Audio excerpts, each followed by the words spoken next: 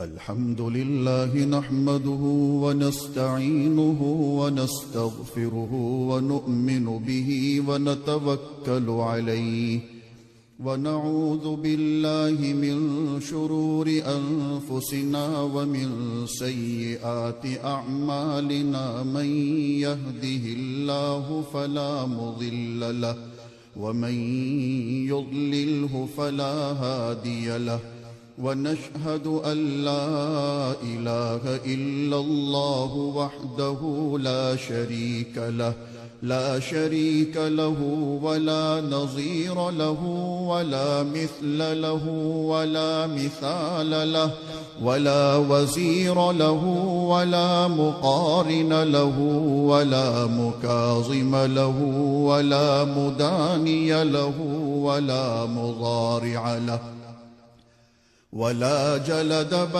بلد جسد رسو جزو نضو عضو له ولا مقارن له ولا مكاظم له ولا مساوي له ولا مقابل له ولا مناظر له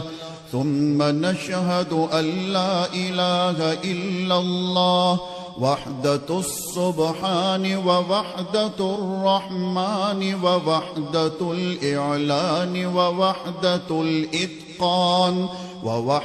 الإتقان ووحدة القرآن بعزة الرحمن ثم نشهد أن لا إله إلا الله وأنه لا معبود ولا مسجود إلا هو ولا مانع ولا معطي إلا هو ولا نافع ولا ضار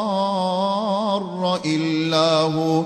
ولا كاشف الضر والبلاء ولا مجيب السؤال والدعاء إلا هو ولا ناصر ولا نصير ولا قادر ولا قدير إلا هو ثم نشهد أن سيدنا وسندنا ونبينا ومولانا مؤيدنا مخدومنا منظومنا معصومنا مقسومنا مقصودنا أجدر الخلق جديرنا أعظم الخلق وأشرف الخلق وأحسن الخلق وأجمل الخلق وأكمل الخلق وأنور الخلق من الحسن والصدارة والولاية والحكاية والعناية والهداية والأمانة والإمامة أعلانا وأجلانا وأتقانا وأزهدنا وأرفقنا وأنورنا وأخترنا وأكبرنا أحمر أنور أجدر أطفل أوثق أنور أجمل أكمل له ثم نشهد أن سيدنا وسندنا وشفيعنا وشفيقنا خاتم الأنبياء والمرسلين وأفضل الخلائق سيد الأولين والآخرين أحمد الأنبياء محمدا عبده ورسوله الذي أرسله إلى الناس كافة بشيرا ونذيرا وداعيا إلى الله بإذنه وسراجا منيرا وصلى الله تعالى على محمد المصطفى والمنتقى والمجتبى وعلى آله وأصحابه وأزواجه وأتباعه أجمعين إلى يوم الدين. أما بعد فأعوذ بالله من الشيطان الرجيم. بسم الله الرحمن الرحيم. وما أرسلناك إلا رحمة للعالمين.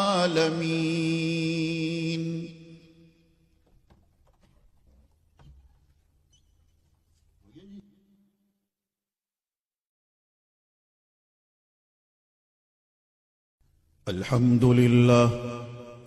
لله نحمده ونستعينه ونستغفره ونؤمن به ونتوكل عليه،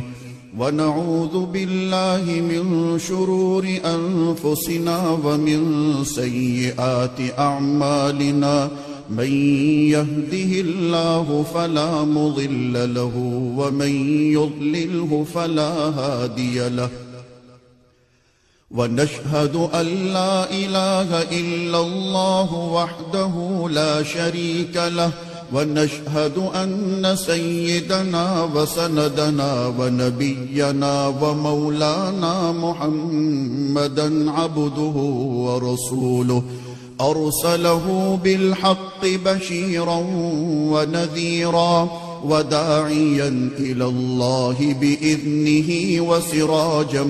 منيرا. وصلى الله تعالى على خير خلقه محمد وعلى آله وأصحابه وبارك وسلم تسليما كثيرا كثيرا. أما بعد فأعوذ بالله من الشيطان الرجيم. بسم الله الرحمن الرحيم. إن الله وملائكته يصلون على النبي يا أيها الذين آمنوا صلوا عليه وسلموا تسليما.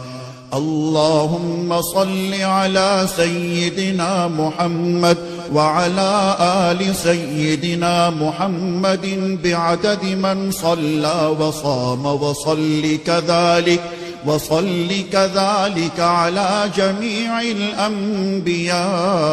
والمرسلين وعلى الملائكة المقربين وعلى عباد الله الصالحين، خصوصا على سيد المتقين والأبرار صاحب النبي في الغار والمزار، أفضل الصحابة بالتحقيق، خليفة النبي بلا فصل،